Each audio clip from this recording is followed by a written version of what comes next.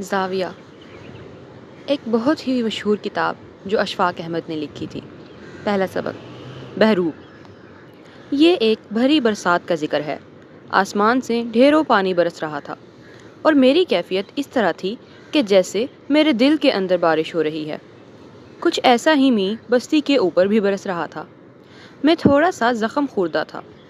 اس زخم کا مداوا میرے پاس نہ تھا ماں سوائے اس کے کہ میں ڈیروں پر چلوں اور اپنے بابا کی خدمت میں اظہار کروں۔ بات یہ تھی کہ میرے ایک بہت ہی پیارے دوست جو میرے ساتھی بھی تھے، وہ افسانہ نگار تھے اور کالم بھی لکھتے تھے۔ انہوں نے کالموں میں میری بڑی کھنچائی کی تھی، اور جب کالم نویس رگیدتا ہے تو جس کی کھنچائی ہوتی ہے اس کے پاس کوئی اخبار نہیں ہوتا جس میں وہ جواب الجواب لکھ سکے۔ وہ بیچارہ غم زدہ ہو کر گھر میں بیٹھ جاتا ہے۔ میرے ساتھ بھی انہوں نے کچھ ایسا ہی کیا تھا اور تابڑ توڑ 3-4 سخت حملے کیے تھے۔ میں اپنے دکھ کا اظہار کرنے کے لیے ڈیرے پر چلا گیا اور بابا جی سے کہا، میں بڑا دکھی ہوں اور اس بات کی مجھے بڑی تکلیف ہے۔ اس شخص نے جو میرے بظاہر دوست ہیں، ہم سے محبت کے ساتھ ملتے ہیں اور ٹی ہاؤس میں ایک دوسرے کے ساتھ بھی دیتے ہیں، اور لوگوں کو پتہ بھی نہیں چلتا کہ وہ اس طرح کی کاری ثانی میرے لیے کر سکتا ہے، پھر یہ کیا ہے؟ انہوں نے کہا، اوہ پت، آپ اس کو سمجھتے نہیں، یہ بڑی سمجھداری کی بات ہے۔ 2 صوفی تھے، ایک بڑا صوفی ٹرینڈ اور ایک چھوٹا صوفی انڈر ٹریننگ۔ چھوٹے صوفی کو ساتھ لے کر بڑا صوفی گلیوں بازاروں میں گھومتا رہا۔ چلتے چلاتے اس کو لے کر ایک جنگل میں چلا گیا۔ جیسے کہ میں نے پہلے عرض کی، بڑی تابڑ توڑ بارش ہوئی تھی۔ جنگل بھیگا ہوا تھا اور اس جنگل میں جگہ جگہ لکڑیوں کے ڈھیر تھے، پتوں کے، شاخوں کے انبار تھے۔ اس بڑے صوفی نے دیکھا کہ شاخوں اور پتوں کے ڈھیر میں ایک سانپ کچھ مرجھایا ہوا، کچھ سنگھڑایا ہوا پڑا ہے۔ وہ پہلے آگ کی حدت سے زخم خوردہ تھا اور پھر اس پر جو بارش پڑی تو وہ زندہ سانپوں میں سے ہو گیا۔ صوفی کو بڑا ترس آیا، اس نے آگے بڑھ کر سانپ کو اٹھا لیا۔ چھوٹے صوفی نے کہا، حضور کیا کرتے ہیں، سانپ ہے، موذی ہے، اس کو اٹھایا نہیں کرتے۔ انہوں نے کہا، نہیں، بیچارہ ہے، مجبور ہے، زخمی ہے، زخم خوردہ ہے، اللہ کی مخلوق ہے، اس کی کچھ غور و پرداخت کرنی چاہیے۔ تو وہ سانپ کو ہاتھ میں لے کر چلے۔ پھر دونوں باتیں کرتے کرتے کافی منزلیں طے کرتے گئے۔ جب ٹھنڈی ہوا لگی جھولتے ہوئے سانپ کو تو اسے ہوش آنے لگا، اور جب ہوش آیا تو طاقتور ہو گیا تو اس نے صوفی صاحب کے ہاتھ پر ڈس لیا۔ جب ڈسا تو انہوں نے سانپ کو بڑی محبت اور پیار کے ساتھ ایک درخت کی جڑ کے پاس رکھ دیا، کیونکہ وہ اب ایک محفوظ جگہ پر پہنچ گیا ہے۔ اب یہ یہاں پر آہستہ آہستہ اپنے آپ کو ریوائیو کر لے گا، جہاں بھی اس کا دل ہوا چلا جائے گا۔ چھوٹے صوفی نے کہا، دیکھیں سر، میں نے کہا تھا نا کہ یہ موذی جانور ہے، آپ کو ڈس لے گا، پھر کیوں ساتھ اٹھا کے لے جا رہے ہیں؟ آپ تو بہت دانش مند ہیں، مجھے سکھانے پر معمور ہیں۔ تو انہوں نے کہا، ڈسا نہیں، اس کے شکریہ ادا کرنے کا یہی طریقہ ہے، سانپ اسی طرح شکریہ ادا کرتے ہیں۔ یہ جو تمہارے خلاف لکھتا ہے، اس کا شکریہ ادا کرنے کا یہی طریقہ ہے، تم ناراض نہ ہو۔ میرے دل پر بڑا بھاری بوجھ تھا، دور ہو گیا اور میں بالکل ہلکا پھلکا ہو گیا۔ تو خواتین و حضرات، یہ ڈیرے، یہ خانقاہیں جن کو تکیہ کہہ لیں، یہ اسی مقصد کے لیے ہوتے ہیں، دل کا بوجھ جو آدمی سے خود نہیں اٹھتا وہ اس کے پاس لے جائے اور بابے کے پاس جا کر آسانی سے سمجھ میں آنے کے لیے عرض کرے۔ فرض کریں ماڈرن دنیا میں کسی قسم کا ایک ڈیرا ہو جس میں کوئی سائیکیٹرسٹ بیٹھا ہو لیکن وہ فیس نہ لے، یا سائیکالوجسٹ ہو جس کے پاس وہ بینچ نہ ہو جس پر لٹا کر انالیسس کرتے ہیں، بلکہ بچھانے کے لیے صف ہو، اس پر ایسا سامان ہو کہ آمنے سامنے بیٹھ کر بات کر سکیں، تو ان ڈیروں کو، ان تکیوں کو شمالی افریقہ میں، الجزائر میں، تیونس میں زاویے کے نام سے یاد کیا جاتا ہے۔ ان کو زاویہ کہتے ہیں، کچھ رباط بھی کہتے ہیں وہاں پر، لیکن زاویہ زیادہ استعمال ہوتا ہے۔ حیران کن بات ہے، باوجود اس کے کہ زاویے ایک خاص اسم ظرف مکان ہے شمالی افریقہ کا، لیکن اندلس کے زمانے میں اندلس کی سرزمین پر زاویے نہیں تھے، تیونس، الجزائر میں رباط تھے۔ یہاں صوفی لوگ بیٹھ کر لوگوں کو، آنے جانے والوں کو ایک چھت فراہم کرتے تھے، رہنے کے لیے جگہ دیتے تھے، کھانے کے لیے روٹی پانی دیتے تھے، کچھ دیر لوگ بیٹھتے تھے، دکھی لوگ آتے تھے، اپنے دکھ بیان کرتے تھے اور ان سے شفا حاصل کر کے ڈائیلاگ کرتے تھے۔ سچ مچ جو سائیکالوجسٹ کہا کرتے تھے وہ مہیا کرتے تھے۔ ہم نے بھی اسی تقلید میں پروگرام کا نام زاویہ رکھا ہے۔ اس لحاظ سے تو مجھے تھوڑی سی شرمندگی ہے کہ یہ اصل زاویہ نہیں ہے، نقل بمطابق اصل ہے، لیکن اسپرٹ یعنی روح اس کی وہی ہے۔ کوشش اس کی یہی ہے کہ اس طرح کی باتیں یہاں ہوتی رہیں اور طبیعت کا بوجھ جو اور پروگراموں میں اور کالموں اور کتابوں سے دور نہیں ہوتا وہ کسی طور پر یہاں دور ہو سکے۔ آپ جب بھی کسی ڈیرے پر کسی بزرگ سے ملنے کے لیے جائیں گے تو آپ کے لاشعور میں ٹیسٹ کا ایک میٹر ضرور ہوگا، میں دیکھوں یہ کیسا آدمی ہے۔ آپ اکثر یہ کہہ کر چلے آتے ہیں کہ یار وہاں گئے تھے وہ تو کچھ نہیں ہے، اپنے معیار کے ساتھ آدمی چیک کرتا ہے، لیکن جب آپ پوری طرح طلب کے ساتھ امتحان پاس کرنے کا انداز اختیار کیے ہوئے جائیں گے تو پھر آپ ان کو خاکستروں میں سے عجیب قسم کے لال مل جاتے ہیں۔ مشکل تو ہوگی کہ وہاں سندھ چلے جائیں، تھرپاکر کے ڈیزرٹ میں چلے جائیں یا روہی میں چلے جائیں، کچھ نہ کچھ آپ کو دانش کی بات مل جائے گی۔ دانش کی بات جو ہے یہ ایسے ہی لوگوں سے ملتی ہے، کتابوں سے نہیں ملتی۔ میں تو یہ عرض کر رہا تھا کہ زاویہ باوجود اس کے کہ یہ اصل زاویہ نہیں ہے، لیکن اس کی خوبی، اس کی روح ویسی ہی رکھنے کی کوشش کی گئی ہے۔ اسپرٹ سے یاد آیا کہ اورنگزیب عالمگیر کے دربار میں ایک بہروپیہ آیا اور اس نے کہا، باوجود اس کے کہ آپ رنگ و رامش گانے بجانے کو برا سمجھتے ہیں، شہنشاہ معظم، لیکن میں فنکار ہوں اور ایک فنکار کی حیثیت سے آپ کی خدمت میں حاضر ہوا ہوں اور میں بہروپیہ ہوں۔ میرا نام کندن بہروپیہ ہے اور میں ایسا بہروپ بدل سکتا ہوں کہ شہنشاہ معظم جن کو اپنے تجربے علمی پر بڑا ناز ہے دھوکہ دے سکتا ہوں، اور میں غچہ دے کر بڑی کامیابی کے ساتھ نکل جاتا ہوں۔ اورنگزیب عالمگیر نے کہا، یہ بات توزیع اوقات ہے، میں تو شکار کو بھی کار بیکار سمجھتا ہوں، یہ تم جو چیز میرے پاس لائے ہو اس کو میں کوئی اہمیت نہیں دیتا۔ اس نے کہا، نہیں صاحب، ہاتھ کنگن کو آرسی کیا، آپ اتنے بڑے شہنشاہ ہیں اور دانش میں اپنا جواب نہیں رکھتے، میں بھیس بدلوں گا، آپ پہچان کر دکھائیے گا۔ تو انہوں نے کہا، منظور ہے۔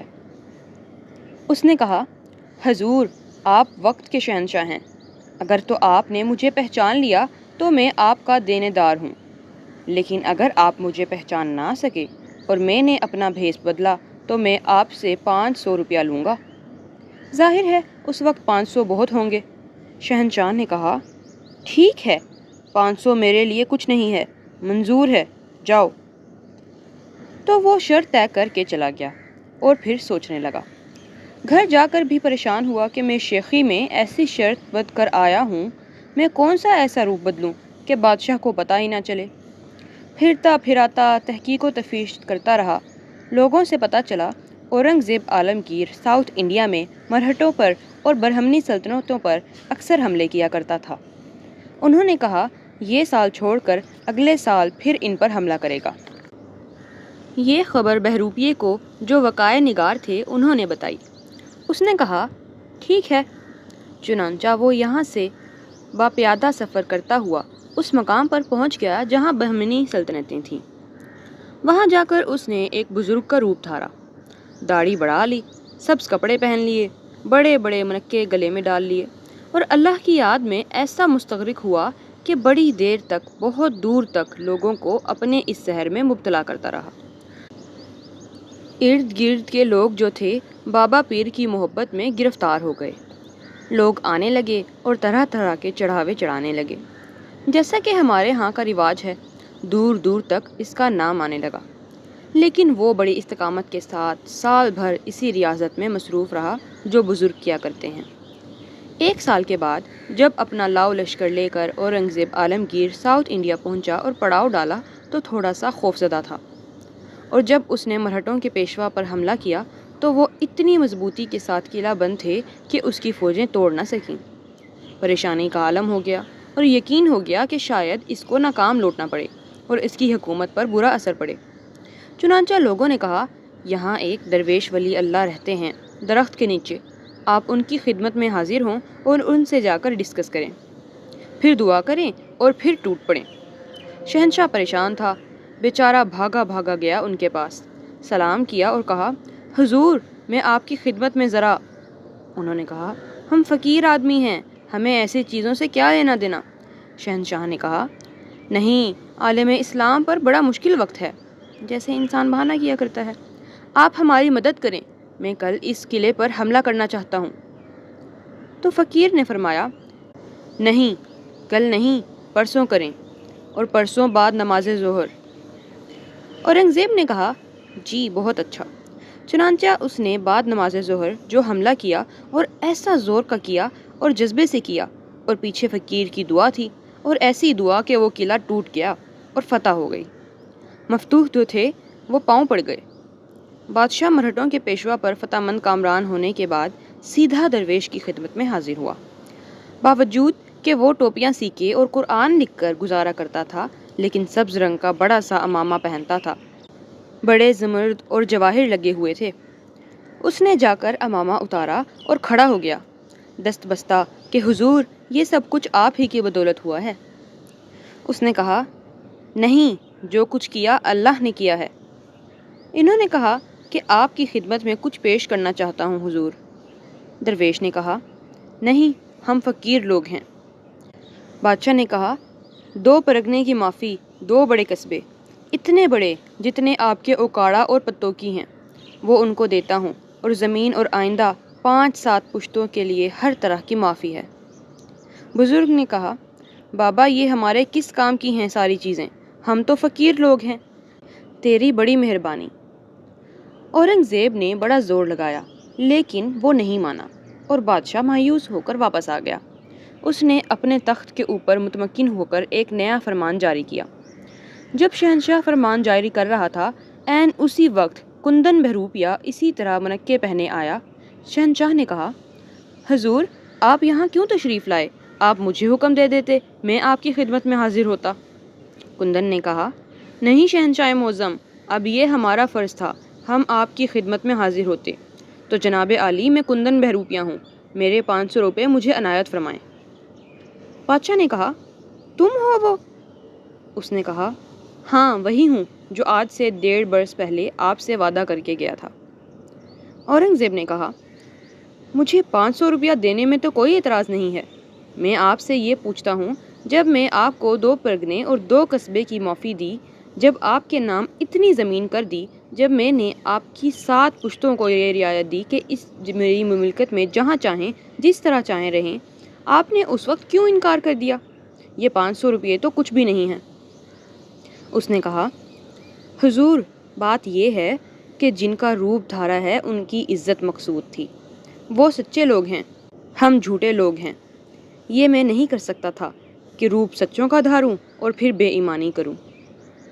تو خواتین و حضرات، میں یہ عرض کر رہا تھا کہ یہ ہمارا زاویہ 2 نمبر ہی صحیح، بے شک بہروپ ہی صحیح، تو آپ دعا کریں، اس میں کچھ ایسی باتیں، کچھ ایسے مسئلے، کچھ ایسی پیچیدگیاں، کچھ ایسے بوجھ دور ہوتے رہیں جو کسی اور طرح سے نہیں ہو پاتے۔ زاویہ کے پہلے پروگرام میں حاضرین کے جناب اشفاق احمد سے کچھ سوالات اور ان کے جوابات۔ سوال: اس طرح کی نشست تو رورل ٹریڈیشن ہے ہماری، یہ بھی اسی کا ایک سلسلہ ہے، پرنٹڈ ورڈ نے اس کو تقریباً ختم کر دیا ہے۔ جواب: ہاں، یہ ایک لمبی کہانی ہے، اورل ٹریڈیشن طاقتور ہے۔ پیغمبروں کا علم عام کرنے کے لیے اورل ٹریڈیشن ہی ہوتی تھی، پیغمبر بھی کھڑے ہو کر اپنی بات بیان فرماتے تھے۔ اسی لیے اللہ قرآن میں بار بار ہر پیغمبر کے بارے میں فرماتا ہے، اے لوگو دیکھو، اور اعتراض کرنے والے یہ کہتے ہیں کہ یہ کیسا پیغمبر ہے، یہ تو بازاروں میں کھڑا ہوتا ہے، ہم لوگوں سے باتیں کرتا ہے۔ فرعون نے بھی یہ کہا تھا کہ میں موسیٰ کو کیسے مان لوں، ان کے تو بازوؤں میں تو کنگن بھی نہیں ہیں، میں تو نہیں مانتا۔ ٹریڈیشن بالکل اورل ہی چلا، اور میں یہ سمجھتا ہوں، میرا یہ ذاتی خیال ہے کہ یہ اورل ٹریڈیشن پرنٹڈ ورڈ کے راستے سے ہو کر الیکٹرانک میڈیا کی معرفت اورل ٹریڈیشن میں تبدیل ہو رہی ہے۔ ہونا چاہیے، بشرط یہ کہ اس کا روپ بہروپ ویسا ہونا چاہیے جس طرح ابتدائے قدیم زمانے سے ہے۔ سوال: ماڈرن ورژن میں سمجھتا ہوں اس کا روپ یقیناً ہوگا، لیکن یہ ہیومن پریزنس کی بات ہے، جو عوام تھے اورل ٹریڈیشن میں موجود تھے، اس کو ہم کیسے ریوائیو کریں؟ جواب: اس کو ہم ریوائیو کر سکیں گے، بالکل دوبارہ جنم دینے سے کر سکیں گے۔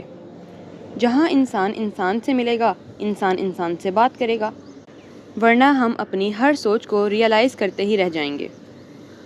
سوال: سر، میں آپ سے یہ پوچھنا چاہوں گا کہ جب ہم کسی شخص کو کنڈیم کرتے ہیں یا اس کا بتلان کرتے ہیں یا کسی شخص کو برا بھلا کہتے ہیں تو کیا ہمارے ذہن میں یہ آرزو تو نہیں پوشیدہ ہوتی کہ ہم خود ویسا بننا چاہ رہے ہوتے ہیں؟ حسین آدمی کو کم حسین آدمی رد کر دیتے ہیں، امیر آدمی کو کم امیر آدمی رد کرتا ہے، طاقتور کم صحت مند کھلاڑی کو رد کرتا ہے، تو کیا اس کے پیچھے کوئی ایسی آرزو تو نہیں ہوتی کہ کاش میں بھی ایسا بن جاتا؟ کبھی کبھی مجھے یہ خیال آتا ہے، میرا خیال ہے کہ یقیناً اس میں ہے۔ اگر کوئی محروم شخص ہے کسی بھی اعتبار سے تو پھر وہ کنڈیم تو کرے گا، لیکن اس کی محرومی کے پیچھے کچھ اسباب ہیں جو کہ جائز نہیں ہیں، مناسب نہیں ہیں، یا جس کو معاشرہ دور کر سکتا ہے یا کرنا چاہیے، تو پھر اس کے کنڈیم کرنے کا جواز بن جاتا ہے۔ میں سمجھتا ہوں کہ خالص انسانی بات تو یہ ہے کہ جو بنیادی محرومی ہے کسی بھی حوالے سے، وہ ایک ری ایکشن یعنی رد عمل تو جنریٹ کرے گا، تو اب اس سے کیسے بچا جائے؟ سوال: بچنے کی بات تو بعد میں آتی ہے، کیسے پتہ لگایا جائے کہ یہ شخص جس بات کا اظہار کر رہا ہے اس کے پیچھے عوامل جو تھے وہ مختلف ہیں، بجائے اس کے کہ وہ ان کو سچ مچ کنڈیم کر رہا ہے؟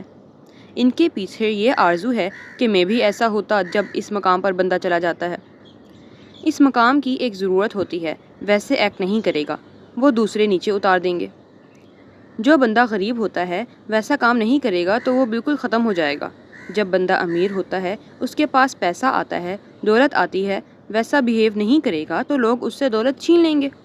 بعض لوگ کہتے ہیں یہ جب غریب تھا تو بہت اچھا ہوتا تھا، اللہ میاں نے اسے دولت دی ہے تو بڑا غلط ہو گیا ہے۔ جواب: برخوردار یہ آدمی جو امیروں کو رن ڈاؤن کر رہا ہے کہ دیکھو جی کتنا ظالم ہے۔ سوال: یہ سر کہیں ایسا تو نہیں کہ حسد بول رہا ہو؟ جواب: حسد بھی بولتا ہے۔ اگر حسد بولتا ہے تو پھر وہ خود ہونا چاہتا ہے نا۔ میں ڈرتا ہوں، میرے منہ میں خاک، میں کہیں جرأت نہیں کر سکتا۔ کبھی کبھی مجھے لگتا ہے کہ مارکس کچھ اور تھا۔ کوئی بھی نظریہ آدمی جو دیتا ہے، کوئی فلسفہ ہے یا کوئی بات، اس کے پیچھے کچھ اصل محرکات کیا ہیں؟ اس بندے کی ذات کے اندر وہ کچھ اور ہی ہو سکتے ہیں۔ مطلب جو اس کے ظاہری نظریات ہیں وہ بالکل مختلف ہو سکتے ہیں۔ مثلاً یہ بچپن میں محرومی اور شاید غربت مارکسزم کی طرف لے جاتی ہے، اور یا کچھ اور وقت اس نے گزارا ہے کسی اور طریقے سے، تو ممکن ہے کہ وہ کوئی اور نظریہ اختیار کر لے، تو اب وہ اس بندے کی اسٹڈی بن جائے گی۔ مسئلہ تو یہ ہے کہ جو اس نے پیش کیا ہے وہ کیا ہے، اس کو الگ سطح پر جانچیں۔ آپ کے حوالے سے میں سمجھتا ہوں اگر ہیومن ڈگنیٹی کو انشور کر لیں، ہر آدمی کی عزت کو بحال کر دیا جائے تو پھر ایسی صورتحال بن جائے گی، پھر کنڈیم کرنے کا سلسلہ کم ہو جائے گا۔ میرے خیال میں بھی کچھ کم ہو جائے گا، لیکن اس کے باوجود بھی ایک بے چینی تو انسان میں رہے گی، ہمیشہ رہے گی۔ مثلاً ایک بہت اچھا پلیئر ہے، اچھی گیم کھیلتا ہے، میں نہیں کھیل سکتا، میں تو ایک برا آدمی ہوں۔ مجھے چاہیے کہ میں خوش ہوں، واہ جی واہ کیا اچھا کھیلتا ہے، مگر میں کہتا ہوں یہ تو کچھ بھی نہیں ہے، فضول ہے، اس میں کیا ہے؟ انسان میں اپنی کمزوریاں اور اپنے اندر خامیاں ہوتی ہیں، ان کو تسلیم نہیں کرتا۔ اس میں جو ہے وہ مجھ میں کیوں نہیں ہے؟ تو ایک حسد کہہ سکتے ہیں، یا انسان کی شخصی کمزوری کہہ سکتے ہیں۔ کچھ قدرتی کمزوریاں ہوتی ہیں، کچھ لوگ قدرتی طور پر خوبصورت پیدا ہوتے ہیں، وہ مارجن لے کر آتے ہیں، اور جن کے پاس مارجن نہیں وہ کیا کرے؟ صورت کو ایک معیار بنا دیا گیا ہے، آدمی جتنا بڑا ہو جاتا ہے اتنا بڑا اس کا ظرف ہو جاتا ہے، وہ چیزوں کو برداشت بھی کر لیتا ہے، سن بھی لیتا ہے، کنڈیم بھی نہیں کرتا۔ اگر ایسی صورتحال پیدا کی جائے کہ ہر آدمی کو عزت نفس ملے، اس کو بڑا ہونے کا احساس دیا جائے، تو پھر وہ کنڈیم نہیں کرے گا۔ بڑا ہونے کے لیے جو لیور آپ اسے عطا کرتے ہیں وہ عزت نفس کا ہے، دولت یا شہرت یا حسن یہی سب کچھ نہیں ہے۔ ابھی تک تو ہماری سوچ کا جو رخ ہے وہ ذرا سا مختلف ہے، جس کی ہمیں پریکٹس ہے، لیکن میں سمجھتا ہوں کہ آہستہ آہستہ جب یہ انٹریکشن بڑھے گا، اور جو آپ نے سوال کیا تھا انسانی لیول کے اوپر، اس کے اندر پہنچ کر سوچیے۔ آپ کا بہت بہت شکریہ اور مہربانی کہ آپ تشریف لائے اور آپ نے اس پروگرام کو رونق بخشی۔ انشاءاللہ پھر بھی آپ کے ساتھ ملاقات ہوگی۔ اللہ حافظ۔